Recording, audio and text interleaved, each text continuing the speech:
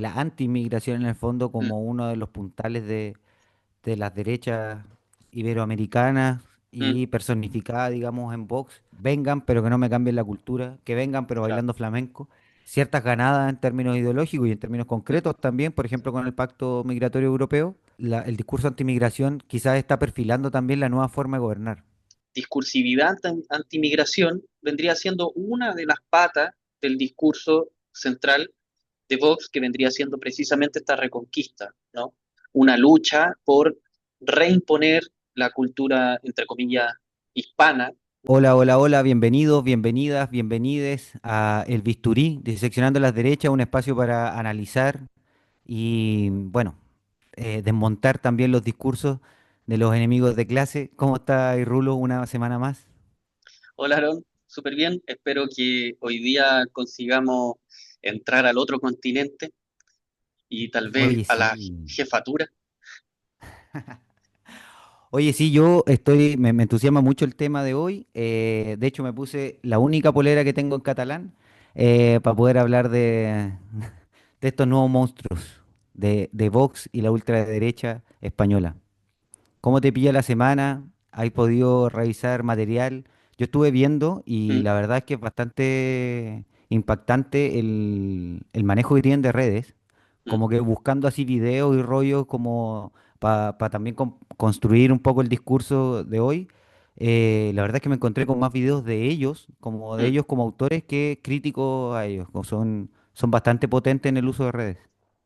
Sí, bueno, yo te diría así rápido que muchas veces lo que sucede, porque como a veces los discursos de las derechas radicales son, valga la redundancia, tan radicales que se les toma como absurdo o estúpido y por lo tanto no se les trata de analizar directamente. No digo que todo el mundo sea igual y no los piense, pero en general la producción de contenido de la ultraderecha o la derecha fascista finalmente es mayor a la capacidad de análisis que tenemos nosotros y nosotras como para poder enfrentarle. Porque muchas veces dice, bueno, es un imbécil y qué sé yo, y por lo tanto no lo vamos a analizar. Como puede ser el caso de Vox y Santiago Abascal como su principal figura, pero en otros casos estaba viendo la franja electoral chilena y los videos de nuestro amigazo Johannes Kaiser eran bastante de esa línea, y por qué no decir de José Antonio Caz, que es uno de los más amigos de Vox. Entonces, ¿qué quiero decir con eso? Que vale la pena siempre revisar estos materiales, bueno, para tratar de hacer un poco lo que estamos experimentando aquí en este espacio y que pretendemos seguir adelante por muchos y muchos años hasta destruirlo. Oye, yo creo que también yo alcancé un grado de saturación con el contenido de derecha a propósito de la franja electoral. También pasé por eso. Kaiser, de verdad que yo desde ahí en ese momento pensé en ti y dije, qué nivel, qué capacidad de resistencia, porque de verdad, loco, a mí Kaiser lo tuve que ver en dos patas porque no pude en una. En una ya llegó un punto en que era cerrar el computador, decir, mira, este conche su madre. Pero después, claro, lo estuve viendo y me llamó caleta la atención cómo ha cambiado igual la estética, ¿eh? Como todo este Mm, rollo de la influencia de la inteligencia artificial. mm, Y bueno, igual ahí yo creo que se está modelando bastante el tema de los discursos estos de la derecha. Me parece mm. también súper interesante. Ojalá podamos también volver a eso, quizás aprovechando el tallercito que estás haciendo, que vas a Sí, hacer. sí, sí. Estaría bueno Y como aterrizar de nuevo en Chile. sí, te iba a comentar así rapidito antes de entrar al tema de lo que llaman España. eh, el asunto como de las pasiones y los sentimientos y de cómo estas ultras derechas o Vox en particular, pero también Kaiser y Kass, eh, en el caso de Kaiser la franja electoral es muy pasional, ¿no? Y eso hace, creo yo, que sea una movilización bien interesante, no por eso correcta, pero bien interesante para el momento histórico, que es lo que sucede en el caso de Abascal. Abascal también hace un movimiento afectivo en sus discursos. Yo revisando algunos materiales de las últimas entrevistas, él dice, bueno, Vox es siempre lo mismo. Vox se sigue por sus principios y ustedes nos pueden ver en distintos espacios diciendo lo mismo, que es casi lo mismo que dice Kaiser en su franja. Es decir, bueno, te doy mi palabra, ¿no? Y eso muchas veces hace que las medias tintas, como puede ser de centro izquierda, centro derecha o centro centro, hace que se enfrente a ese fanatismo o no, ¿cómo se dice? De unívoco, es decir, yo soy y punto. Y eso produce muchas veces una mayor seguridad a las masas en ciertos momentos de confusión, ¿no? O de crisis, más que de confusión, en el caso que lo leamos un poco más críticamente. Pero cuando no sabemos y nos incluimos para dónde deberíamos o podríamos ir, una eh, opinión tajante, por no decir autoritaria y totalizante, puede ser útil para movilizar precisamente esas masas que buscan un gran Mesías. Sí. Sí, es justamente analizando un poco, bueno, y tratando de hacer un paneo en el fondo de lo que significa Vox acá en España. En el fondo también reivindica eso, ¿no? Como Vox, bueno, tiene sus raíces ideológicas en el franquismo, así como la derecha chilena la tiene en el pinochetismo. Tiene sus raíces durante esos 40 años de dictadura que comenzaron en el año 36, bueno, el Mm, 39 en términos más concretos, pero a partir del golpe de mm, Estado del año 36 a la República mm, y sus primeros atisbos en términos como ideológicos, el rescate que ellos generan del franquismo, mm, justamente se trata de este gran líder. De hecho, estuve revisando y bueno, Vox está vinculado, bueno, tiene una fundación vinculada de donde ellos desvían dinero y está el carácter mesiánico de Abascal, que él como miembro fundador de esa fundación se nombró presidente vitalicio. O sea, ya tiene el primer espacio desde el cual ejercer el totalitarismo como presidente vitalicio, tal cual lo hizo Franco acá desde el año 39. Y desde ahí como que revisando un poco esta como trayectoria de las derechas, mm, se puede ver que a partir del año 77, bueno, el 78 mm. muere Franco y el 77 es cuando ya empieza como un poco la apertura democrática, en vista que el viejo ya estaba ahí pudriéndose ya en el poder, comienza todo este proceso fundamentalmente a través de uno de sus ministros, Fraga, que Mm, posteriormente funda Alianza Popular, un mm, partido declaradamente conservador, de derecha, católico, defensor de ese tipo de valores, y que en los primeros años tiene muy poco apoyo popular, ¿no? Fundamentalmente porque el apoyo popular se va a un partido de centro derecha, un poco bebedor de las corrientes demócratas cristianas, pero mm, fundamentalmente gente de derecha que se estaba un poco despegando de la herencia franquista, que es la mm, UCD, que mm, finalmente termina implosionando, producto mm, de esta mezcolanza de gente que tenía. Duró apenas 5 años en los que estuvo en el poder. Y una vez que esto sucede, Alianza Popular se transforma en el año 82 mm, en el Partido Popular que actualmente existe, que fundamentalmente aglomera o sea, es el partido de la derecha dentro del bipartidismo. Si el Partido mm, Socialista Obrero Español es la socialdemocracia o es la izquierda española, mm, el Partido Popular es la derecha española. Esto hasta el año más o menos 2013, posteriormente a la crisis del mm, 2011, que aquí pegó muy fuerte, que también mm, permitió la emergencia de nuevos movimientos políticos.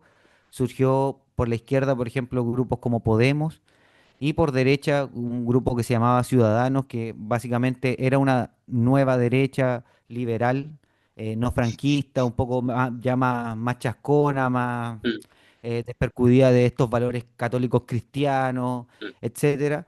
Y ellos, bueno, comenzaron a transitar, a disputarle dentro del plano de la derecha, Ciudadanos al Partido Popular, hasta que el año 2013 emerge Vox, como mm, una escinsión radicalizada del Partido Popular, un poco lo mismo que podemos hacer el símil en Chile con el Partido Republicano y la UDI.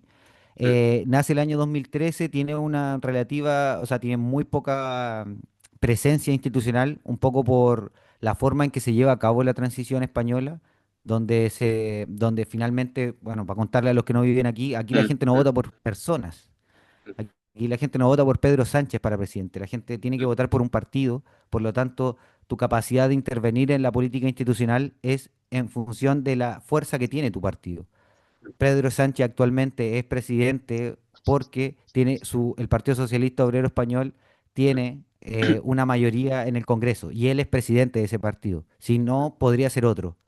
Entonces, desde esta partidocracia que existe en España, el 2013 básicamente no tiene mucha fuerza Vox como partido escindido porque al salirte, digamos, del partido gobernante queda fuera directamente del Congreso, pero el año 2018 ya empieza a aparecer con fuerza y yo creo que cristaliza un poco eso en la última elección, el año 2023, cuando Vox se constituye como la tercera fuerza.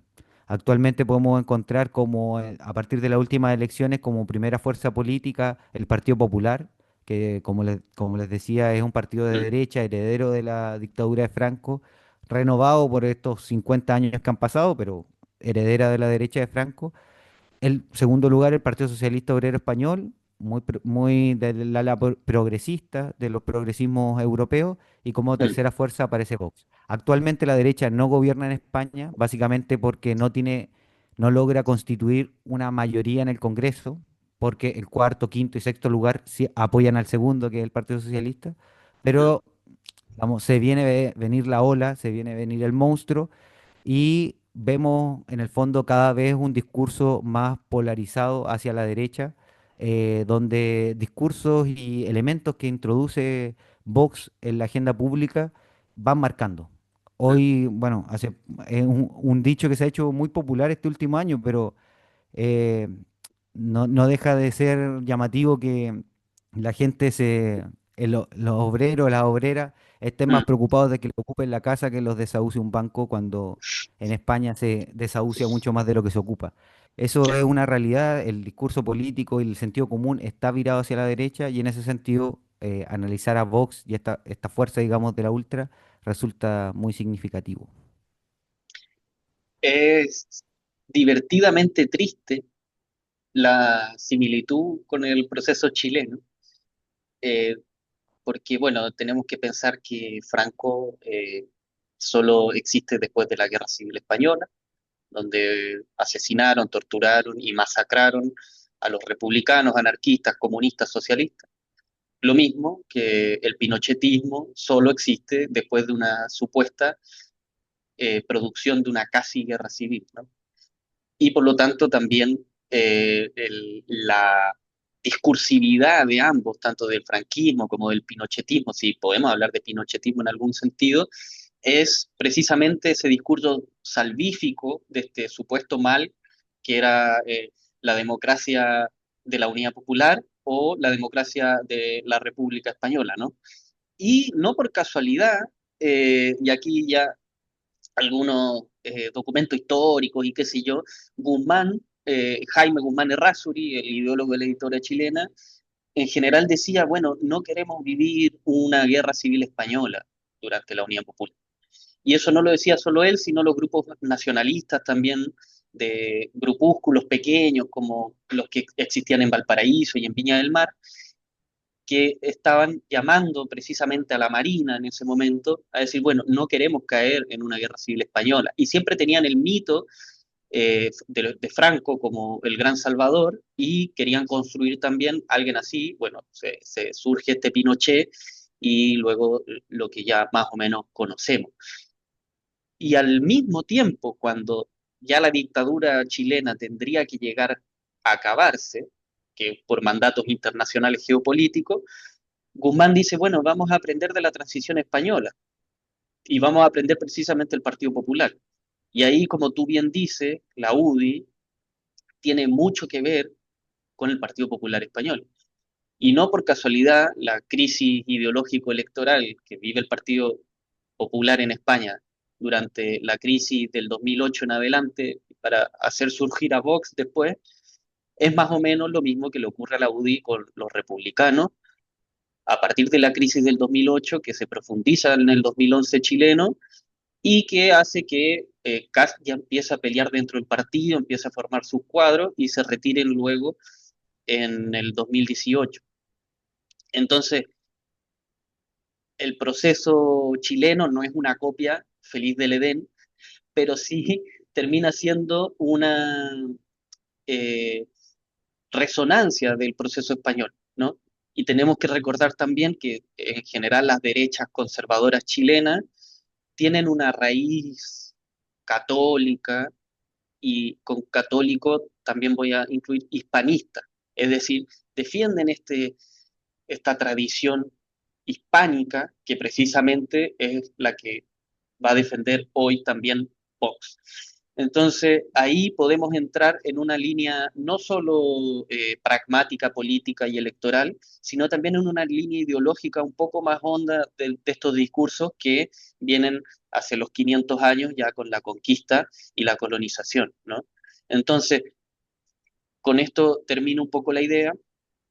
Este proceso que podemos ver en Vox con las disputas por el patriotismo y la recuperación de esta patria supuestamente de España y de la hispanidad, es un poco también lo que vemos en el caso chileno a través de la defensa del orden y de la bandera y de las tradiciones como el rodeo, en el caso de la segunda constituyente, ¿no?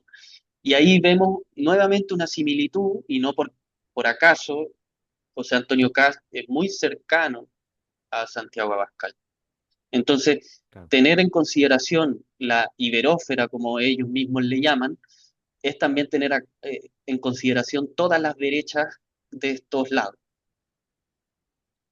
Claro que justamente tiene mucho, mucho, mucho que ver, como dices tú, los contextos. Al final, el año 2018, que es como el año en que yo te decía, es cuando aparecen con fuerza política, es justamente un año marcado porque el año anterior, el 2017, Cataluña hace su intento de independentismo. Mm, Por lo tanto, uno de las banderas defendida por Vox y mm, que le dio mucha mm, fuerza fue esta idea franquista de la España única, unida y grande, mm, como, mm, bueno, y católica también.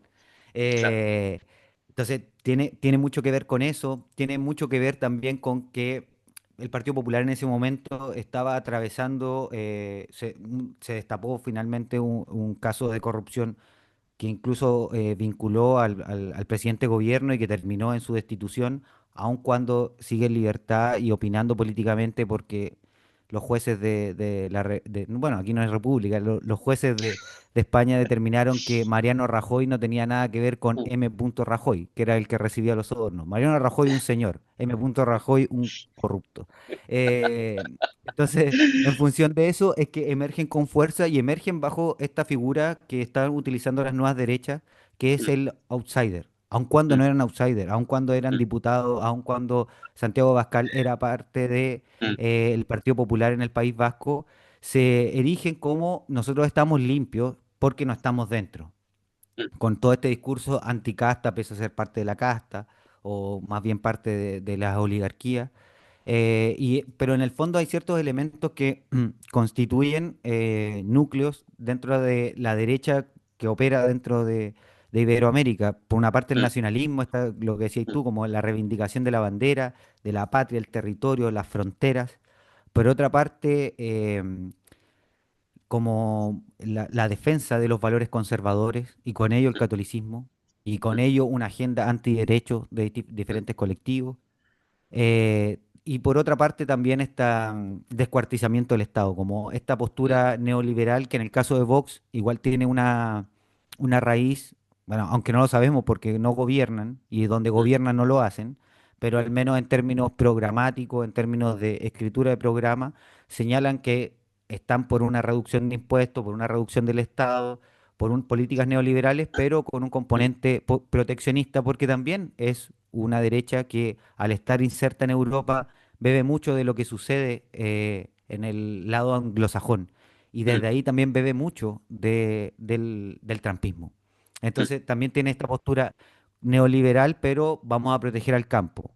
Es mm, cierto que actualmente Vox vota en contra del aumento del salario mínimo, en contra de la reducción de jornada laboral, en contra de todos los mm, derechos de los trabajadores y las trabajadoras. Hace poco votaron en contra de aumentar el permiso en caso de defunción. Son 2 días, lo querían aumentar a mm, 10 y ellos votaron en contra, pero según su programa ellos defienden a los trabajadores. Entonces, hay ciertos elementos que son comunes y al que queríamos abordar el día de hoy, justamente también tiene que ver con esta vinculación que hacen en relación a la migración mm, y la seguridad, como esta política antimigratoria que podemos ver significada quizá en mm, este último año con las redadas antimigrantes que está desarrollando Trump, pero que actualmente Vox aquí también defiende. Hace no mucho tiempo sostuvo la necesidad de expulsar a 8 millones a 8 millones de migrantes, a migrantes y también a migrantes de segunda generación, es decir, hijos e mm. hijas de migrantes.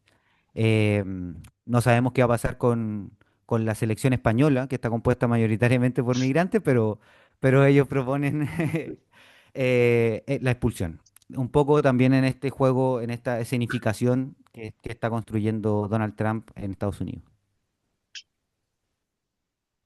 Mira, viendo algunos de los videos y entrevistas eh, del propio Abascal, él hacía una diferenciación respecto a la migración.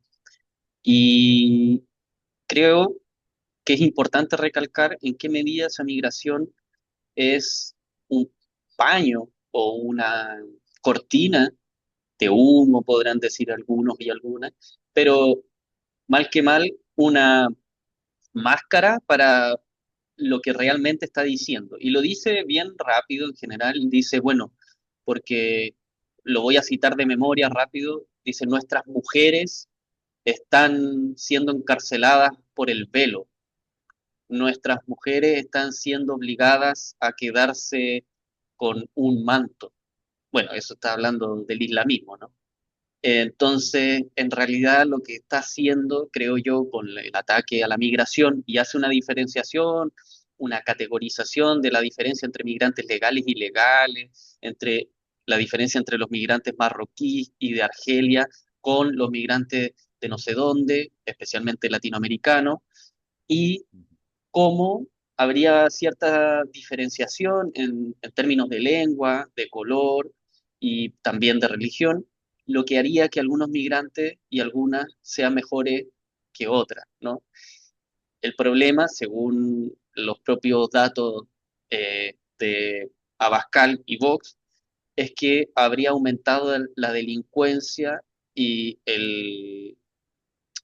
bueno, la violencia sexual a partir de la migración de estos países islámicos o de estos hombres que no vendrían de países en guerra. Y él hace una distinción también, dice, bueno, no es gente que venga en familia, sino que son principalmente hombres en edad laboral, en edad de ejército y que no estarían, por decir, reemplazando. Y ahí está la teoría del gran reemplazo. Y ahora, para tratar de cerrar un poco la idea, lo que se enmascara hasta cierto punto es en realidad la nueva cruzada, ¿no? Y de hecho Vox levanta este discurso y le llama de reconquista. Y no es por casualidad que use esa palabra. La conquista fue ¿qué? La conquista fue el hecho de que tú puedas migrar ahí y tengas cierta capacidad cultural semejante, ¿no? Bueno, que estemos hablando español o castellano, como yo prefiero, también hace parte de esa conquista.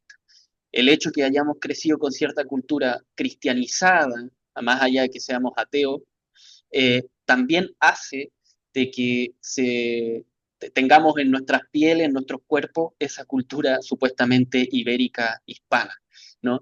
Y ahí yo quería, como para cerrar un poco la idea, decir, bueno, entonces lo que le está molestando a través de la migración al señor Abascal, pero a Vox en general, y a todo este patriotismo supuestamente que se unifica en la Unión Europea a través de su figura, es precisamente la mixtura o mezcla cultural, ¿no? Y ahí no solo cultural, racial, etcétera, de lengua también, pero más allá lo que se estaría perdiendo supuestamente es lo que llaman civilización occidental, que guión católica, ¿no? Entonces, es una reconquista precisamente y yo creo que es interesante analizar solo el eslogan, ya pensarlo, y decir, bueno, ¿qué es lo que están buscando? No es una expulsión de los migrantes. De hecho, en las últimas entrevistas que hace en la televisión española, él dice, sí, sí, los inmigrantes ilegales claramente, los inmigrantes legales que han cometido, ¿cómo se llama?, delito, probablemente también. El problema es cómo los migrantes legales están transformando la cultura y entonces eso también habría que analizar hasta qué punto se pueden quedar. De hecho, él habla también de las escuelas donde se está enseñando lengua árabe, ¿no? Entonces, hay una problematización más allá de la migración en cuanto una persona que viene de otro país, sea legal o ilegal, al menos a partir de las entrevistas y el rápido análisis que se puede hacer de su postura. ¿Y por qué? Porque vendría siendo el eje supuestamente tronco de la cultura occidental católica, que es el catolicismo, el que en realidad defiende España, la España de los señores de Vox. ¿Por qué? Porque en un minuto, en el siglo XVI, XVII especialmente, España fue sinónimo de catolicismo o catolicidad. Y de hecho, el último gran imperio vendría siendo precisamente el imperio español, y es eso lo que quieren reconquistar. Entonces, la pregunta o problematización sobre la migración habría que pasarla por ese filtro y pensar, bueno, entonces, ¿es una migración problemática en qué sentido? Y haciendo el pase a América Latina, en el caso chileno con Cast, también hay un problema cultural supuestamente con estos nuevos migrantes que llegan a Chile, que son, además de una composición cultural diferente, pareciera que hablan otro castellano, pareciera también que tienen otra forma de hacer sociedad, y eso sería un problema para la supuesta chilenidad, ¿no? No es tanto la migración de señores y señoras, por ejemplo, de la Europa occidental que podrían llegar a Chile, no es el problema, ¿no? Y entonces, en ese sentido, el problema también de España es precisamente esa catolicidad, y ahí lo que tú bien decías respecto a la unidad, es una unidad en lengua, en religión, por lo tanto es una sola patria. Claro. Sí, yo creo, hay varios elementos que como que vas tocando. Por una parte, como en el fondo la aparición de Vox y su vinculación tanto con la ultraderecha europea como la ultraderecha latinoamericana o americana, en el fondo va también virando o derechizando la Mm, discusión pública, porque actualmente la discusión en todos los países en relación a la migración es quién quiere aceptarlos o no quiere aceptarlos, como ustedes están con las puertas abiertas o no están con las puertas abiertas, como si esas puertas se pudieran cerrar, como si estuviéramos hablando de la puerta de una casa y no de fronteras que son siempre permeables, claro, legal o ilegalmente, son siempre permeables. claro, Entonces, en primer término, traslada la discusión a como que aquellos que establecen derechos básicos para las personas independientes de su ciudadanía y su nacionalidad, em, políticas de regularización después de X años, todo eso lo trasladan a como tú tienes las puertas abiertas, cuando en realidad las puertas, las fronteras siempre están abiertas, sobre todo en el momento histórico en el que estamos, ¿no? Es una verdadera, es una la gran mentira de que efectivamente las fronteras se pueden cerrar. No, por una parte, yo creo que ese es un gran elemento que ha tomado Vox y que ha ganado en términos de batalla cultural, estableciendo quiénes no quieren que entren y quiénes quieren que entren, cuando en realidad que entre el migrante, que entremos nosotros, es inevitable. Como si queremos entrar, se puede hacer. O sea, experiencia en relación a eso hay muchísimas. Y eso yo creo que es importante porque ha virado tanto el debate político que actualmente la progresía, el progresismo europeo, apoyó, por ejemplo, la firma del Pacto Migratorio Europeo, que lo que establece son cuotas de dinero por cada migrante ilegal que llega a distintas tierras y permite la relocalización de las personas. eh, en función de qué países que siempre están, no sé, estamos hablando también del sur de Europa, ¿no? mm, De mm, Italia, Grecia, países que requieren la inyección de recursos y por lo tanto a ellos les enviarán los países más ricos los migrantes que no desean en sus territorios. Eh, y el Partido Socialista Europeo apoyó esa moción, mm, aliado con la derecha, pero siguiendo el discurso de la ultraderecha europea. Lo mm, otro que planteas tú que me parece que es súper relevante es esto que plantean entonces en relación al tipo de migrante, como mm, la diferencia cultural que creo que ahí da en el clavo, tiene que ver con esta raíz franquista en relación a la España única, grande y nuestra. y católica. Porque al final en los años de Franco no tenía, por el terror que se vivía aquí, por las persecuciones, por las crisis económicas que se vivió durante todos esos largos 40 años, Mm, no eran un país receptor de migrantes, fundamentalmente. Eran más bien emisores de migrantes. Así mm, llegaron muchos a América. mm, Eh, pero igual había un otro. El otro era el catalán, el valenciano, el mallorquí, mm, el vasco. Las lenguas fueron perseguidas. Yo actualmente cuando estoy estudiando catalán me encuentro con señoras de 80 años que nacieron aquí, pero que no saben hablar la lengua y que están tomando el curso para mm, aprender a hablar su lengua que les fue negada. Entonces, claro, antes el otro era el rojo, el separatista, el independentista. Actualmente el otro somos los migrantes, las migrantes, y desde ahí se ha ido estableciendo también una diferenciación, porque está muy bañado, yo mm, creo, la política antimigratoria por la derecha europea y desde ahí por países como Alemania, como Italia, que tienen una fuerte carga anti-islam. Y en el fondo lo que se está generando es una islamofobia radical mm. y disfrazada muchas veces, que es algo que no deja de remover, no sé, cuando lo hablo con compañeras y con compañeros aquí que son de América, eh, lo revisten muchas veces de liberalismo, como cómo es posible que una mujer tenga que ir con un paño en la cabeza, eso no es posible en una sociedad laica, y si nuestra sociedad es laica tiene que sacarse el pañuelo, pero ¿hasta qué punto no estás tú también imponiendo? Como, Mm, desde ahí hay diferentes como, yo creo que diferentes trincheras que han ido utilizando para poder instalar ciertos discursos e mm, instalar de manera sumamente eficaz, porque si hace 10 años este tipo de discursos como del migrante latino, no, no es migrante, en realidad viene casi desde nuestras provincias de ultramar, versus el árabe, mm, parecía una bofetada flagrante a los derechos humanos y a o sea, al considerar a todas las personas iguales. Actualmente, el Partido Popular, que es la fuerza mayoritaria en el Congreso, acaba de proponer una legalización por puntos, donde yo como chileno tengo de base más puntos que una persona que viene de Marruecos, simplemente porque fui parte de la conquista europea. Entonces, ha ido permeando este delirio que mm, yo creo que tiene mucho de pantalla de humo, pero que sí ha ido penetrando en la discusión pública, ha ido penetrando sobre todo en los grupos más centristas, más tibios, mm, mm, porque en este afán de no querer perder votos, terminan posicionándose en el campo del enemigo.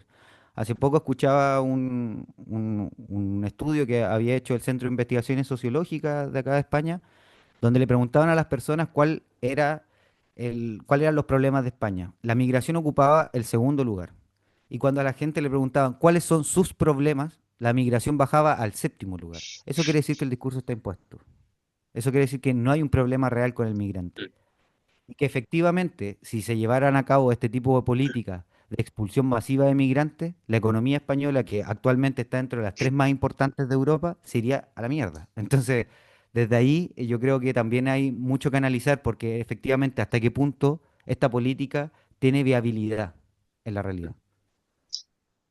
Ahí tocas un punto relevante que lo nombraste al pasar el concepto de batalla cultural, pero que creo que es importante el desarrollo que hiciste de cómo las posiciones centristas o más de la progresía terminan aceptando los conceptos y inclusive ciertos principio de las derechas radicales o del racismo o de la islamofobia, ¿no?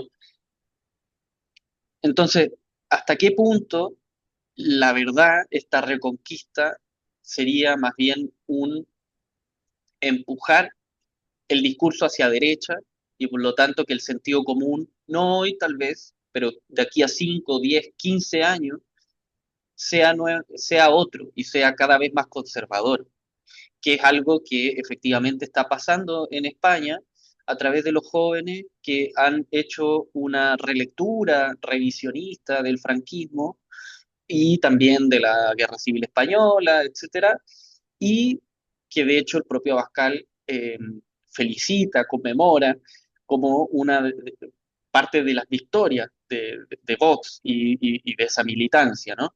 Que es lo mismo que ocurre en el caso chileno con estas derechas ultra que permiten, por ejemplo, dudar de la responsabilidad del golpe de Estado, dudar de la eh, base social legítima de que la tortura, etcétera, no debería ser no- posible. No, la, el revisionismo histórico que están logrando estas ultraderechas es precisamente decir, bueno, tal vez era eso u otra o nada, ¿no?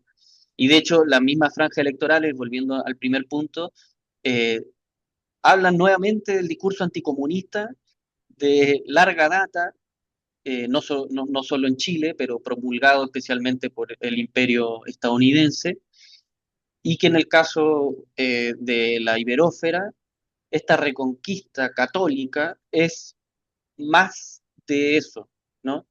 Que en el caso del catolicismo, además de anticomunista, es anti otras culturas, la mayoría de las veces, y por eso la batalla cultural sería el eje central, creo yo, de esta discursividad de Vox, ¿no? Mm. Oye, pero un poco, o sea, saber tu opinión en relación a esto, como en términos geopolíticos, Mm, nunca hablamos tanto del Vaticano, ¿no? Bueno, yo vengo de una familia católica, por algo me llamo mm, Aarón, pero mi familia católica está permanentemente hablando de la decadencia de la Iglesia Católica, mm, no participa de ello, mm. y permanentemente están con este mito, ¿no? Que viene el Papa Negro y se acaba la Iglesia Católica. Y pareciera que también es un imperio en decadencia, ¿no? Una fuerza geopolítica en decadencia. Y en ese sentido, ¿crees tú que tiene vinculación esta decadencia aparente de la institución Iglesia Católica con estos movimientos de reforzamiento de la Reconquista, que a mí me hace mucho sentido igual lo que estás planteando, como en el fondo es un choque, una nueva cruzada? Y en ese sentido, ¿la Iglesia tiene efectivamente que ver? En términos rápidos, sí, porque habría que pensar, por ejemplo, cómo el progresismo también se incorporó en la Iglesia Católica, ¿no? Y hay una abertura, por pequeña que sea, hacia los movimientos LGTB, hacia el matrimonio igualitario, hacia ciertas culturas diferentes al catolicismo, y por lo tanto hay una cierta transformación de la tradición católica, al menos previa al Concilio Vaticano II de los años 60, ¿no? Y eso lo vimos con el Papa Francisco y ahora con este nuevo Papa que más o menos sigue con la misma línea. Pero este nuevo Papa, que lleva por nombre León XIV, toma ese nombre precisamente porque el León XIII, y mira la cuestión que me metiste, pero León XIII tiene la encíclica sobre ese catolicismo social y por lo tanto una doctrina social de la Iglesia que trata de evitar la revolución. Precisamente en aquella época de comienzo del siglo XX, la tercera vía y por lo tanto la democracia cristiana, que en ese momento era la falange, etcétera, en Occidente, se fundamentaría en ese tipo de catolicismo, que es un catolicismo, entre comillas, más progresista, pero que el objetivo finalmente es el anticomunismo, la anti-lucha de clase y por lo tanto evitar la revolución, nuevamente. tenemos que pensar de que venimos saliendo del siglo XIX, que en Europa estuvo la Comuna de París, etcétera. Y entonces, bueno, el Vaticano en ese momento dice, bueno, la clase proletaria está de más, ¿no? Entonces, hagamos alguna cosa, respondamos, no perdamos las masas católicas. Y hoy vemos, y ahí vuelvo a la actualidad, algo semejante, ¿no? Entre la pedofilia de los curitas y todo el movimiento de violencia sexual que se ha vivido a través de el destape, por decirlo así, de las últimas décadas en la Iglesia Católica, hace una necesidad de reformular la estrategia del Vaticano, ¿no? Además de la pérdida de hegemonía hasta cierto punto con los neopentecostales y las iglesias evangélicas en general, pero ahí no me voy a meter. Entonces, este nuevo tipo de catolicismo hace una cierta transformación, pero el objetivo teológico continúa siendo más o menos el mismo, ¿no? De hecho, no critica el capitalismo, no es en contra de las monarquías, claramente, o sea, eh, muchos países de Europa todavía tienen rey, reina y esas cosas que son totalmente ridículas, pero bueno, ahí están, son defendidas y las superderechas y las ultraderechas van a defender siempre como algo natural, ¿no? O sea, a mí me parece lo más absurdo del mundo tener todavía reyes y reinas. Pero bueno, ahí están en Occidente y que son los mismos países supuestamente que critican la teocracia de Asia, ¿no? De Asia Sí. Occidental o de otros países. Entonces, no sé si hace sentido, pero el Vaticano, claro, está atacando con dos líneas, ¿no?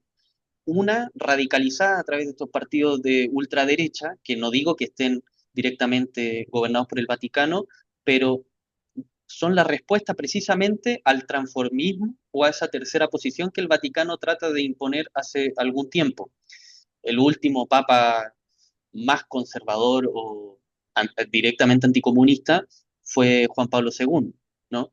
Y de ahí en adelante el Vaticano se viene abriendo en cierta medida precisamente para dar respuesta y no perder a los fieles. Y el tema de la violencia sexual en la Iglesia Católica ha sido muy fuerte el destape. Entonces, claro, ahí está tambaleando y tienen que tratar de dar respuesta a eso, especialmente en el continente católico, que es el americano, ¿no? Sí. Sí, porque al final, finalmente pareciera, o eso intenta, ¿no? La ultraderecha española, de erigirse en el fondo como los defensores de los valores cristianos. Ellos son los valores cristianos. De hecho, la cita que ponía, que planteabas tú, como Mm, Santiago Abascal, permanentemente Abascal está atacando a las mujeres, mm, atacando las mm, leyes que mm, particularmente mm, van reparando ciertas mm, injusticias históricas, pero al mm, mismo tiempo cuando establece discursos mm. anti-inmigración, siempre es en nombre de las mujeres. Claro. Entonces, Te puedo, eh, dale, dale. no, que mira, es un compendio de los escritos de Guzmán, de Jaime Guzmán, y el 90 escribió Raíz Cristiana de Chile. ¿Por qué te interrumpo? Porque creo que puede dar respuesta a esto que estamos pensando, ¿no? Bueno, el 12 de octubre está hablando sobre eso, ¿no? Publicado en octubre del año 90 en el diario La Tercera. Bueno, dice, para nosotros tal efeméride es mucho más que el recuerdo del descubrimiento de América, ya ahí partimos pésimo. Por eso, tradicionalmente lo hemos festejado como el Día de la Raza, otro punto en contra. Aunque pienso que resulta aún más propio designarlo, y aquí viene, como el Día de la Hispanidad. No sé si mejoramos mucho, pero al menos transformó. En efecto, Chile nació como posesión de los reyes de España. Antes de Pedro de Valdivia no puede hablarse de Chile. En nuestra geografía solo coexistían diversas tribus indígenas incomunicadas o antagónicas. Iniciada la colonización española, empieza a forjarse una nueva raza, fruto del mestizaje. Bla, bla, bla, bla. En efecto, la colonización de América es quizás la empresa de mayor envergadura y nobleza que registra la historia humana. Y aquí con esto cierro. Indisoluble del propósito político de la conquista estuvo siempre la voluntad evangelizadora de la corona española. se trataba de incorporar territorios para el rey, pero ello se entendía al servicio de ganar almas para Cristo a través de la fe católica. Yo no sé si hay más palabras que agregar después de eso, ¿no? Que el ideólogo de la dictadura chilena termine uno de sus, no diría últimos textos, pero casi una de sus últimas columnas de esa manera, es decir, ensalzando la hispanidad, ensalzando el catolicismo, y tenemos que pensar también que de los documentos juveniles de Guzmán, él era un fiel admirador de Franco. Sí. Entonces, entre Franco, catolicismo, rey, España, hispano, etcétera, terminan siendo el mismo campo epistémico de sinónimo, ¿no? Eso, solamente quería dejarlo ahí porque creo que es una cita que encontré de casualidad hace poquito, la recordé y venía al caso. Sí, sí, súper contingente. Pero pensando un poco en esto de la migración, de la antimigración en el fondo Mm, como uno de los puntales de las derechas iberoamericanas mm, y personificada, digamos, en Vox. mm, Por una parte, lo que hemos estado hablando, ¿no? Como esta defensa de lo cultural, de la mm, cultura mm, española, y desde mm, ahí que vengan, pero que no me cambien la cultura, que vengan, pero claro, bailando flamenco, y sin música fuerte. Pero por otra parte, también tiene que ver con el discurso de la anti-inmigración, también tiene que ver, por una parte, mm, siento yo, con la saturación de los servicios públicos en un mm, momento donde incluso bajo los gobiernos del progresismo se está reduciendo el gasto público en términos de derechos sociales en pos mm, de comprar más armas, ya sea para Rusia, ya sea para otra o el rearme de la OTAN. mm, Eso por un lado. Y por otro, también este discurso antimigración está fortaleciendo una política de control y una política, una gobernanza sumamente marcada por la seguridad. mm, Es a partir de este tipo de políticas donde se promueve la inyección de mayores recursos para las Fuerzas Armadas, para el control de las fronteras, mm, el aumento de dotación de policías para que la policía, hasta la policía local que tú llamáis cuando te roban el teléfono, tenga labores de control migratorio. mm, Entonces, desde ahí también, o sea, por una parte vemos cómo han ido avanzando con esta política antimigrante, han ido generando ciertas ganadas en términos ideológicos y en términos mm, concretos también, por ejemplo, con el Pacto Migratorio Europeo, mm. pero también hay otros componentes, ¿no? Como en el fondo, el discurso antimigración quizás está perfilando también la nueva forma de gobernar. Mm.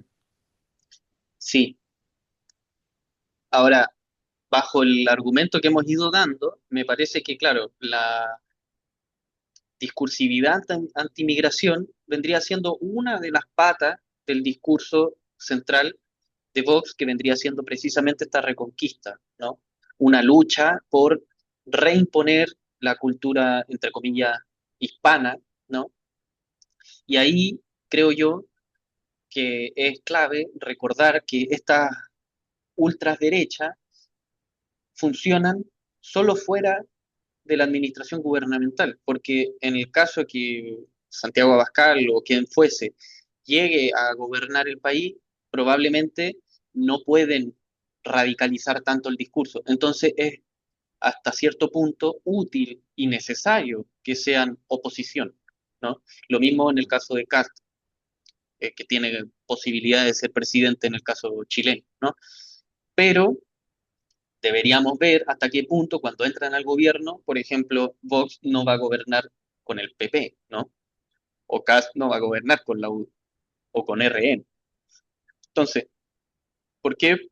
Porque el discurso antimigración en realidad es para mover el sentido común, como tú dijiste hace un rato, derechizar esa idea de que él o la migrante de otra cultura es peligrosa, tanto cultural como políticamente.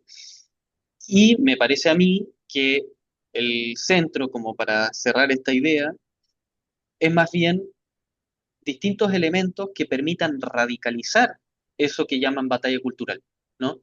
Entonces, que la próxima generación sea más de derecha que esta, que la próxima generación, en el caso español, sea más franquista que esta, que ya hayan olvidado los mártires anarquistas, que hayan olvidado a las cooperativas de Barcelona y que hayan olvidado también las cooperativas de agroecología, etcétera, y exista una remitificación de la Super España como un super imperio y lo que yo te leía de Guzmán como, claro, la gran empresa de la civilización occidental que tendrían orgullo estas futuras generaciones. Creo yo que es más importante a evitar o no realmente cierto tipo de migración, como tú bien dijiste.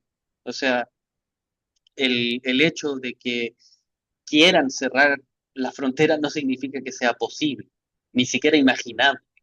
Entonces, hasta qué punto estas derechas racistas y fascistas pueden realmente concretarse y no se quedan simplemente en ese discurso de radicalización, que me parece que es mucho más importante que la efectiva victoria electoral, ¿no? Es una batalla ideológica lo que están realizando.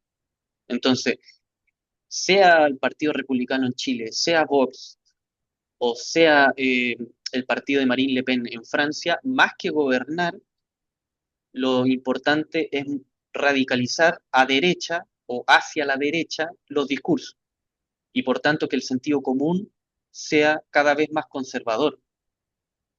No es tanto ganar la elección, como puede estar preocupado sí la progresiva, como ya lo hemos conversado en otros episodios anteriores. Sí, sí, justamente eso, porque finalmente también ha movido tanto el tablero que los ha llevado a gobernar, pero apoyando ese tipo de ideas y al mismo tiempo ha generado en gran parte de la izquierda más institucional esta comodidad de decir, somos nosotros el mal menor, ¿cachai? Entonces, como si no queréis fascista, vota por nosotros. Y esa posición, además de ser cómoda, abandona la posibilidad de construcción de un horizonte propio y desde ahí nos entrega completamente a este empuje que está teniendo la derecha en torno a cambiar el sentido común. Es sumamente triste, para mí al menos como chileno, encontrarme con una... Ha sido sumamente triste encontrarme con una juventud más fascista que mi generación. Como que como chileno tengo siempre mucha esperanza en la juventud y ha sido súper fuerte como encontrarme en la juventud justamente a los mejores defensores del modelo, a los mejores defensores de valores que son realmente repulsivos como el racismo, la misoginia, etcétera. Entonces, no sé, sí, es un tema importante que atraviesa, digamos, yo creo que a las derechas de Iberoamérica, y que justamente en Vox se encuentra un caldo de cultivo sumamente interesante. Justamente para ir cerrando, yo creo que sería interesante que en los próximos capítulos podamos un poco ahondar en esta batalla cultural, volviendo tal vez a América, ¿no? Pensando tal vez conceptualmente algunas cosas y para profundizar y cerrar un poco el tema, creo que justamente como bisturí, uno de los objetivos es tratar de entrar a discutir ideológicamente, ¿no? Sabemos que no vamos a resolver los problemas de Vox aquí, pero sí es movilizar un poco analíticamente el discurso, ¿no? Y ver cuáles son algunos puntos que podrían llegar a ser interesantes para pensar y crear una estrategia discursivo-ideológica que deviene política diferente. Entonces, claro, quedarnos solo si el tema es la migración o la antimigración o qué tipo de migrante, creo que ahí por eso yo, como lo habíamos conversado, queríamos tocar un poco más fondo y decir, bueno, esa reconquista, ¿cuál es esa cruzada que tenemos que recordar que España, además de ser clave en las cruzadas, también tenía la Inquisición, ¿no? Y donde expulsó a su hoy amigo judío, como también a los árabes. Entonces, ¿hasta qué punto eso no sigue siendo uno de los ejes centrales de todos estos discursos de ultras derechas, ¿no? Solo para cerrar eso, y creo que ahí este pequeño experimento que estamos realizando con Bisturí es tratar de diseccionar, bueno, tratemos de dar algunos elementos teóricos, analíticos, para superar esa a veces deficiencia analítica nuestra también, ¿no? Sí, que al menos desde el capítulo anterior, cuando hablábamos de Milei, a mí me quedó muy claro también de la necesidad de pensar cuatro veces cada una de las burradas que esta gente dice, porque uno tiende a analizarla, en la primera reacción es decir esto es una estupidez o enojarse, ¿cachai? Y creo que hay que pensar un poquito más allá porque evidentemente tienen una estrategia muy clara de derechización de la sociedad en general y lamentablemente lo están logrando. Eh, yo tengo la esperanza, digamos, que este tipo de discursos y este tipo de propuestas lo que hagan también sea quitar los miedos, las tibiezas entre quienes en el fondo nos vamos a ver directamente afectados. Espero que sinceramente esto movilice a las comunidades migrantes, movilice también a las disidencias, para que efectivamente no solo Vox no llegue al poder, sino que tengamos la capacidad de disputar el discurso, porque Vox no está en el poder, pero se está gobernando bajo sus parámetros. Justamente. Bueno, por temas de tiempo, yo creo que deberíamos ir cerrando por aquí. Dejamos algunos puntos para el próximo corte de Bisturí. Y bueno, te agradezco nuevamente el planteamiento de la conversación también y el hecho de que podamos haber entrado a este monstruo llamado Vox, al menos superficialmente, y esperamos poder en algún otro corte volver a ello. Sí, sí, sí, el monstruo era muy grande. Pero bueno, vamos poco a poco con los cortes, pero hay mucha tela que cortar, y sin duda hay cosas que se nos van a quedar. La idea es que también la gente pueda escribirnos. Este programa va a ser emitido a través de los diferentes perfiles de Chepica Ediciones y de Radio La Raíz. Así que la invitación es a seguirnos, a compartir, a debatir junto a nosotros y también a hacer planteamientos. La idea es que esta conversación, más allá de entretener las horas que la gente dedica a cocinar, también sirva para discutir la realidad cuando estamos frente al televisor o frente a distintos compañeros o compañeras que puedan tener algún planteamiento disonante. Muchas gracias nuevamente, un abrazo a todos y todas quienes nos escuchan.